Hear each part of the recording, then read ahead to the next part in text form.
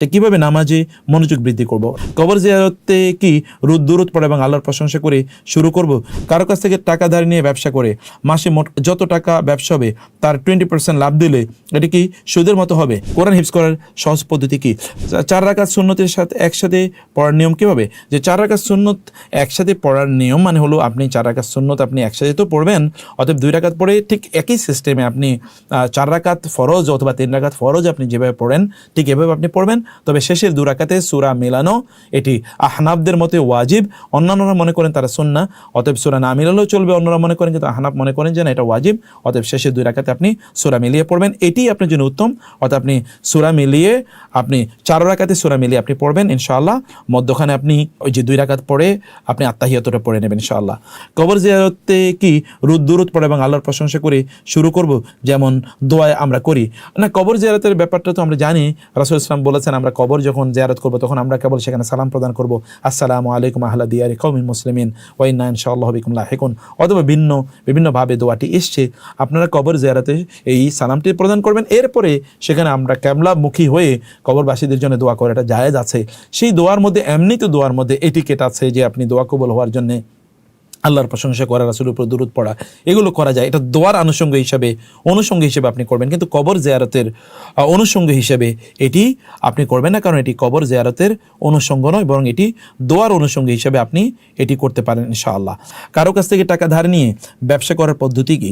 কারো কাছ থেকে টাকা ধার নিয়ে আপনি ব্যবসা করতে পারেন, তার সাথে আপনি চুক্তি করবেন যে আপনার এখানে ইনভেস্টমেন্ট কতটুকু আছে, তার ইনভেস্টমেন্ট কতটুকু আছে, আপনার লেবার কতটুকু আছে, তার লেবার কতটুকু আছে, তার উপর ভিত্তি করে একটা চুক্তি থাকবে যে আপনি প্রফিটের কতটুকু রেশিও তাকে প্রদান করবেন। প্রফিট যদিও তাহলে প্রফিটের কতটুকু রেশিও প্রদান করবেন, আর যদি লস হয় তাহলে সমানভাবে আপনাদেরকে লস নিতে হবে। ঠিক এইভাবে তিনি প্রফিটের অংশ পাবেন, প্রফিটের অংশ, এটা তিনি থুক কোনো বরাদ্দ তাকে যদি দেওয়া হয় তাহলে এটা সুদ হয়ে যাবে। থুক কোনো বরাদ্দ দেওয়া যাবে না, তাকে প্রফিটের একটা অংশ আপনি দিতে পারবেন ইনশাআল্লাহ। কারো কাছ থেকে টাকা ধার নিয়ে ব্যবসা করে মাসে মোট যত টাকা ব্যবসা হবে তার 20% লাভ দিলে এটা কি সুদের মতো হবে? না, যেহেতু আপনি মাসে যেটা আপনি ব্যবসা করবেন ব্যবসার 20% আপনি বলছেন, এটা কম হতে পারে বেশি হতে পারে, সেক্ষেত্রে এটি ইনশাআল্লাহ সুদ হবে না। কিভাবে নামাজে মনোযোগ বৃদ্ধি করব? নামাজে মনোযোগ বৃদ্ধি করতে হলে আপনাকে আল্লাহ তাআলার কাছে প্রথমত চাইতে হবে এবং আপনাকে নামাজটা বুঝতে হবে যে আপনি নামাজে কি করছেন, কি বলছেন।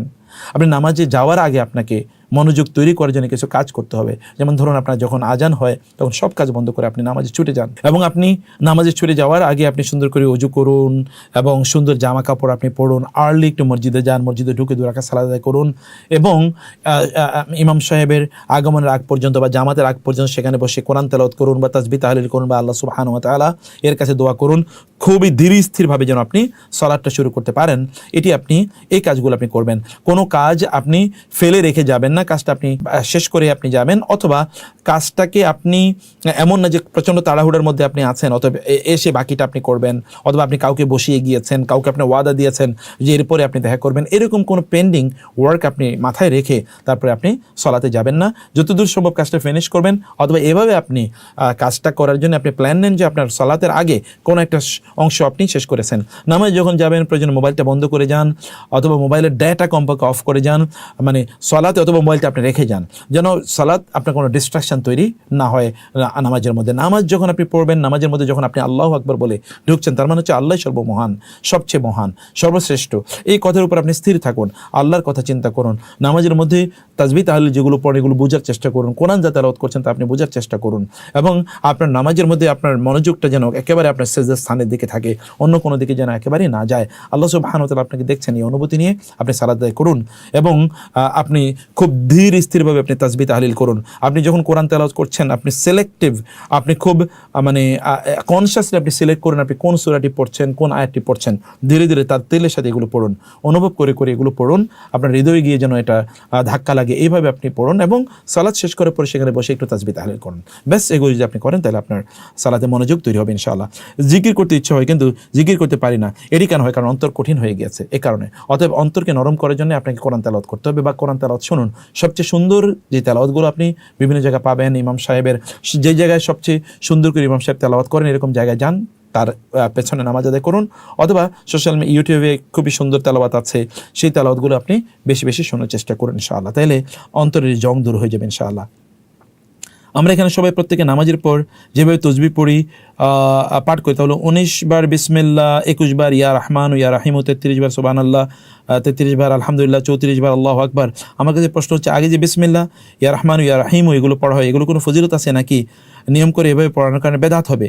এভাবে পড়তে পারলে কি করতে পারবো কিনা জানাবেন। না, এভাবে আপনি পড়তে পারবেন না, কারণ এর আগে বিসমিল্লাহ 19 বার এবং ইয়া রহমান ইয়া রাহিম 21 বার এটি কোনোভাবেই কোনো মানে দলিল দ্বারা এটি সাব্যস্ত হয় না, দলিল দ্বারা এটি সাবেত নয়, অতএব এই আমলটি এটা বেদাতের মধ্যে পড়বে, এটি আপনি করতে পারবেন না। আকীদার উপর সবচেয়ে নিরাপদ বই কোনটি?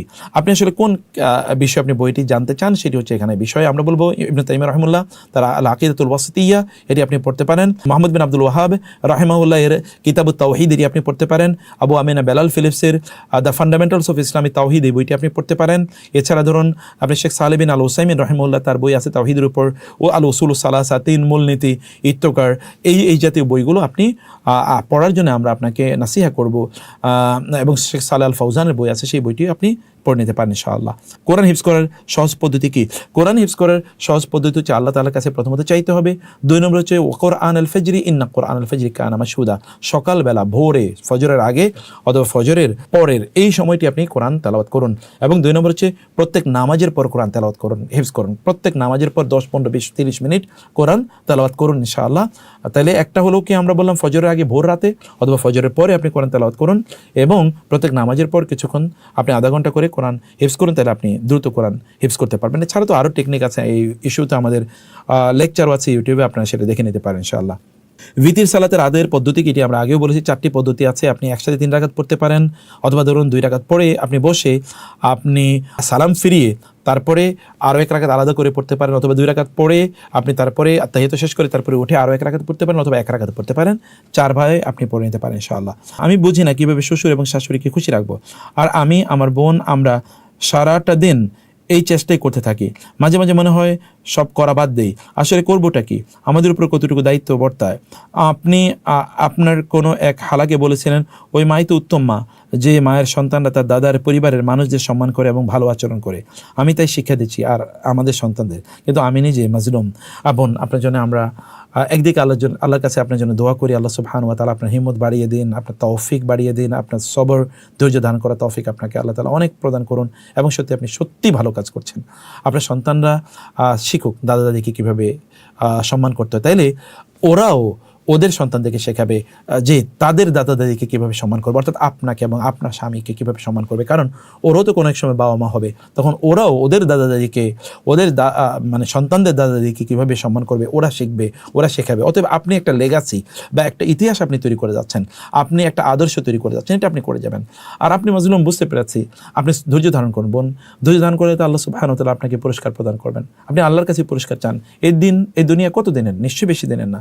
ধৈর্য ধারণ করুন, এটা 2 নম্বর কথা আমরা বলবো। এবং আপনি ধরুন ধৈর্যের পুরস্কার তো আছেই, এছাড়াও আমরা যদি বলি আপনাকে, তাহলে যে আপনি যদি মাথায় রাখেন আপনি যা করছেন তা আল্লাহ সন্তুষ্টির জন্য করছেন, তাহলে আপনার কষ্ট অনেক কমে যাবে। যে আমি যা করছি ওনারা কি বলছে না বলছে তার দেখার বিষয় নয়, আল্লাহ কি করছেন, আল্লাহ মানে সন্তুষ্ট হচ্ছেন কিনা, এটি আপনার দেখার বিষয়। তাহলে দেখবেন আপনার সব কষ্ট দূর হয়ে যাবে। রাসূল ইসলামকে লোকেরা কী পরিমাণ কষ্ট দিয়েছে আপনি দেখুন তো। নূহ আলাইহিস সালামকে 950 বছর পর্যন্ত যার জাতি কষ্ট দিয়েছে, অন্য নবী রাসূলদেরকে হত্যাও করেছে পর্যন্ত, কিন্তু তারা কি দাওয়াতি কাজ বন্ধ করে দিয়েছে? রাগ করে নেই, কারণ তারা পুরস্কার চেয়েছে আল্লাহর কাছে। ইন আজরিয়া ইল্লা আলাল্লাহ, আমার পুরস্কার তো আল্লাহর কাছে চাই। এই কারণে এই সকল লোকেরা তারা মানে এই নবীরা তারা কিন্তু দাওয়াতি কাজ করে যেতে পেরেছেন। আপনিও এটাকে মনে করুন যে আপনি আল্লাহর কাছে পুরস্কার চাচ্ছেন। 2 নম্বর ইস্যু। 3 নম্বর ইস্যু, আপনি আপনার স্বামীকে আপনি বরং আপনার কথাগুলো বলুন যে আপনার স্বামী যেন ব্যালেন্স তৈরি করে, এটা তার দায়িত্ব এই ব্যালেন্সটা তৈরি করা, এটা আপনি করবেন ইনশাআল্লাহ। আর তাদের জন্য আল্লাহর কাছে দোয়া করুন, আল্লাহ তাআলা যেন তাদেরকে উত্তম জ্ঞান প্রদান করেন, তারা কীভাবে আচরণ করবে এটা তাদেরকে অবশ্যই এটা জানিয়ে দেবেন ইনশাআল্লাহ।